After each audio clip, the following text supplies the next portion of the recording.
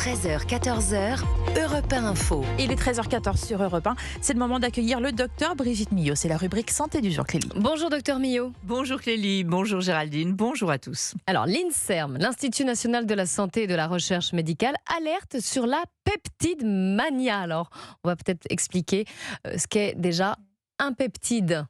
On pourrait comparer les peptides à un collier de perles. Chaque perle est un acide aminé relié à un autre par le fil du collier. Si le collier est court, c'est un peptide. Si le collier est long, c'est une protéine. Bref, tout ça pour vous dire que ce sont des éléments essentiels au bon fonctionnement de notre organisme.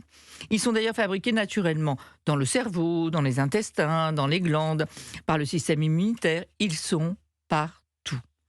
Ils agissent un peu comme des messagers biologiques et permettent aux organes de communiquer entre eux. Ils interviennent dans des fonctions essentielles comme la faim, la satiété, la douleur, le stress, le sommeil, la libido, la croissance. Et d'ailleurs, vous en connaissez, car on sait les fabriquer.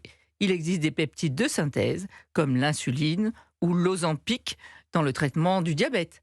Mais aujourd'hui, quand on parle de peptide mania, c'est simplement parce que des petits malins se sont dit « comme ça marche sur tout, on va en commercialiser ». Et la mania commence quand le marketing s'en mêle. Allez sur TikTok ou sur Insta, ils sont partout. En crème, lotion, compléments alimentaires, injections. Ils promettent tout.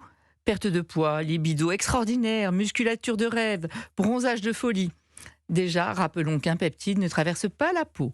Et lorsqu'il est avalé, il est dégradé par la digestion. Mais si l'INSERM s'en mêle, si elle alerte, c'est parce que non seulement c'est un risque pour votre porte-monnaie, mais c'est surtout un risque pour votre santé. Je vous donne 2 exemples.